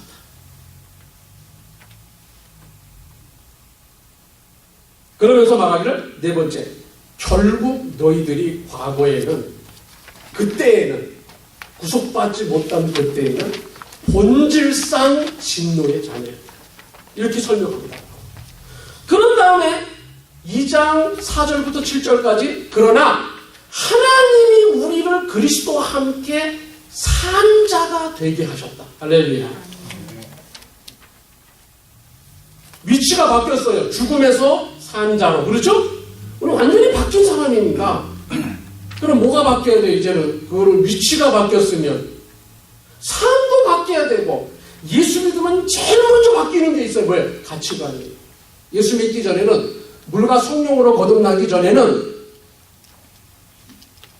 돈이 최고지, 세상이 최고지, 권력이 최고고 이랬던 사람이 뭐예요? 예수 믿고 난 다음에 중생한 다음에는 행동은 조금 느려져요. 좀 뒤따라갑니다. 왜냐하면 그게 시간적 갭이 있고 공간적 갭이 있기 때문에. 근데 제일 먼저 가치관이 180도다. 이제는 예수 믿어야 사는구나. 이제는 하나님 말씀대로 살아야 내가 산다. 이제는 세상 따라가지 않고 십자가를 바라보면서 가겠다. 하나님, 나를 죽이시든지 살리시든지 당신 마음대로 하세요. 이 바뀌는 거예요. 위치가 바뀌니까 고백이 바뀌고, 위치가 바뀌니까 가치관이 바뀌고, 위치가 바뀌니까 삶이 바뀌고, 위치가 바뀌니까 삶의 질이 바뀌는 거예요. 위치가 바뀌니까 인생의 방향성이 바뀌어요. 할렐루야. 아멘. 그게 안 바뀌고 바뀐 것 같은데 비스무리한데 하나도 안 바뀌고 플러스 알파 예수 믿는 것 가지고 육체 정력 채우고 권력 채우고 돈 버는 거 채우고 그걸 이용한다. 우리는 그런 사람을 almost 크리스천이다. 유사 그리스도. 그러니까 유사 그리스도인들도 교회 가서 훌륭한 천사처럼 합니다. 그런데 월요일날 출근하면서 얼굴이 돌변합니다. 악마로. 교회에서는 주일날 천사 같은데 얼굴이 그런 분 경험하셨을지 몰라요. 말은 다른데 삶은 틀려있어요. 삶이 100% 옳게는 될 수는 없습니다. 저도 옳지 않을 때가 많습니다. 저도 부족한 사람이고 저도 실수하는 사람이고 생각이 어느 때는 모자란 사람이기도 합니다. 제가 저를 생각합니다. 그때는 이제 생각해서 회개하고 돌이키고 합니다. 그러나 일부러 계획을 세워서 작전을 세워서 죄를 죄를 짓는다. 그거는 우리 연약해서 실수해서 범하는 거. 다윗도 나갔는데 한가해가지고서 이게 거닐다가 바세바가 목욕하는 걸 본 거 아니에요. 그래서 죄를 범한 거예요. 그 연약함 때문에 그렇거든요. 근데 다윗은 종교적 죄악을 진 게 아니라 윤리적 도덕적인 죄를 진 사람입니다. 그래서 회개하고 돌이켜서 죄사함을 받았습니다. 근데 고의로 짓는 사람들이 있단 말이에요. 고의로, 일부러, 알면서도 하나님이 그 양심의 가책을 주는데도 그냥 밀고 나가는 거예요. 불도저와 같이. 그건 아닙니다. 그 다음에요, 우리를 하나님의 전시물로 하나님이 삼으셨다. 언제? 위치가 바뀐 다음에. 전시물이 뭡니까? 하나님의 은혜의 지극히 풍성함을 오고 오는 세대에게 우리를 통해 하나님을 알리기 위해서 우리를 부르신 거예요. 우리를 영화롭게 하신 거예요. 그러면 우리를 통해서 누가 투영이 돼야 되는 겁니까? 예수 그리스도가 투영돼야 되고, 예수 그리스도의 사랑이 투영돼야 되고, 예수 그리스도의 은혜가 나를 통해서 투영돼요. 그렇죠? 정당한 답이란 말입니다. 마치 태양이 뜨면 달이 그것을 받아서 갖고 있지 않아요, 달이요. 그렇죠? 밤에 반드시 어두운 반쪽짜리의 지구를 어떻게 해요? 비춰요. 그게 달의 사명입니다. 우리는 해의 사명은 우리 해가 아니에요. 달이에요. 주님이 주신 빛을 받아서 그 주님의 빛을 어떻게 해요? 충분하진 않지만 조금이라도 우리의 역량만큼 하나님이 주신 은혜에 따라 비춰야 되는 거예요. 어디를 향해? 반쪽짜리의 지구를 향해? 반쪽은 태양이 떠 있으니까 그건 달이 떠 있어도 그건 빛을 못 발해요. 그러니까 지금 어려운 시대, 죄악의 시대, 칠흑 같은 죄악이 오던 시대에 여러분과 제가 예수 잘 믿게 된 거는 참 은혜입니다. 왜? 조금만 잘하면 빛이 광채를 받아요.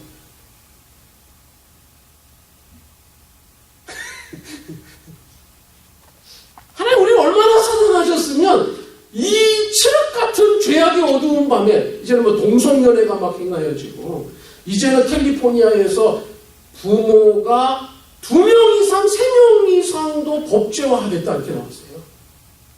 부모가 왜? 남자끼리 결혼하면 남자 있으니까 아이를 돌볼 수 없다는 거예요. 그 여자 하나를 더 부모로 법적으로 허용하겠다는 거예요.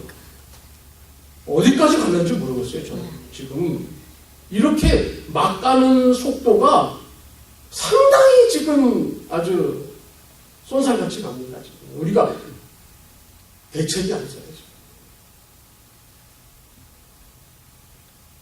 오늘 여러분과 제가 전시물입니다.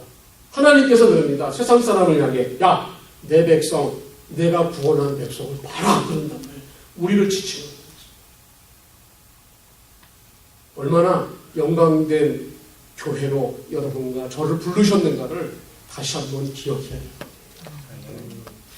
그 다음에 2장 8절부터 10절까지 이렇게 이야기합니다. 우리를 하나님의 걸작품으로 하나님이 만드셨다. 무슨 걸작품이냐면 영적 걸작품입니다. 이 걸작품이라는 말은 뭐예요? 하나님만이 만들 수 있는 작품이라는 거예요. 다른 거는 안 된다는 거예요. 교육으로도 안 되고 잔소리로도 안 되고 돈으로도 안 되고 안 된다는 거예요. 근데 하나님만이 하실 수 있는 작품이 뭐냐? 예수 그리스도 안에서 구속함을 받은 하나님의 백성들을 만드는 것이고 구성하는 것이고 그 구성한 백성들이 어느 지역에 교회라고 하는 처치를 이루어서 하나님의 영광을 드러내고 예배하고 주님의 영광을 드러내는데 쓰고자 원하여서 하나님의 백성을 교회로 부르셨고 또 그 백성들로 하여금 이 지상에서 교회를 세워 하나님의 영광을 드러내는 소금과 빛이 되라고 하시는 명령을 교회에게 영광된 명령을 주셨다.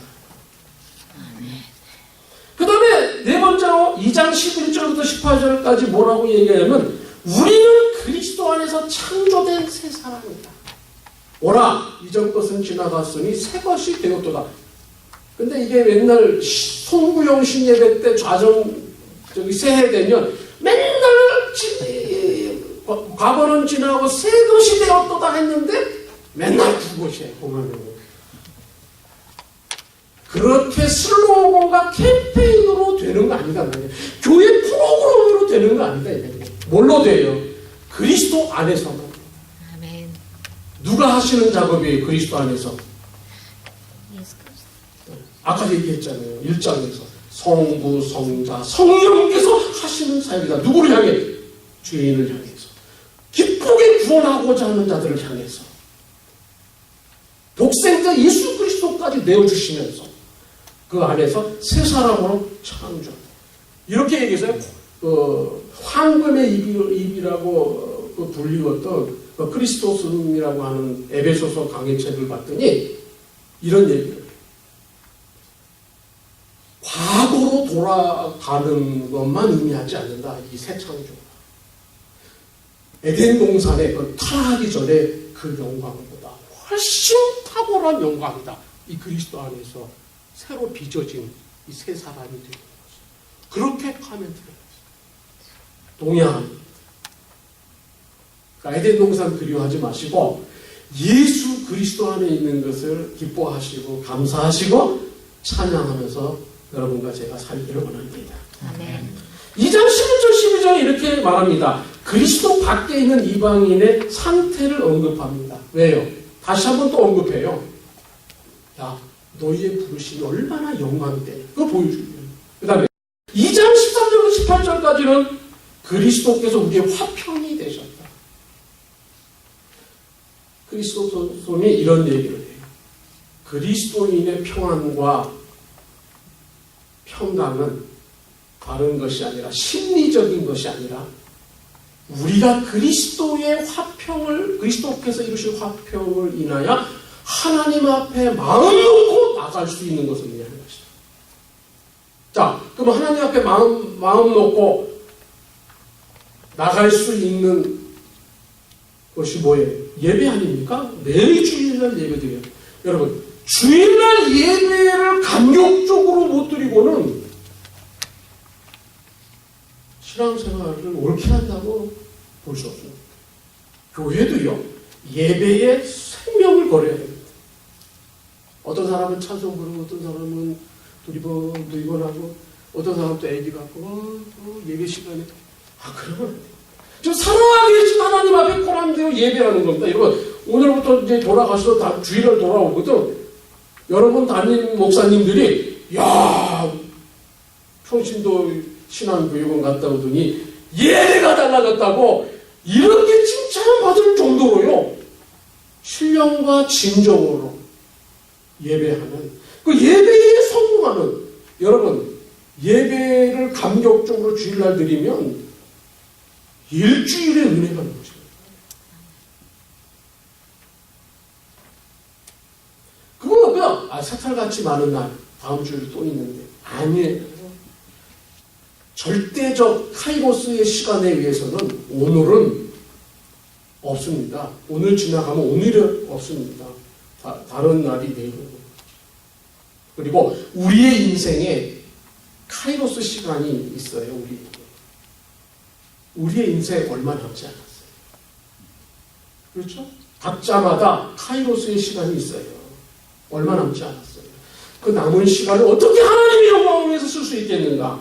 왜? 그리스도가 우리의 화평이 되셨기 때문에 하나님과 우리가 원수됐던 우리들을 죄의 담을 헐무시고 화평하게 이루셨어요. 그래서 우리가 담대히 주의 보좌 앞으로 나가요. 평안하게 평강을 가지고 나가요.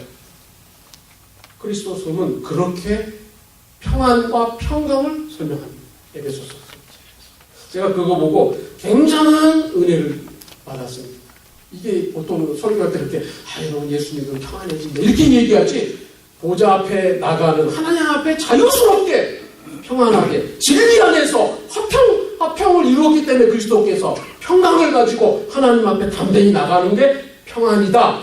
이렇게 설명하는 거는 저도 지금까지 신앙생활하면서 별로 들어본 적이 없거든요. 자, 마칩시다.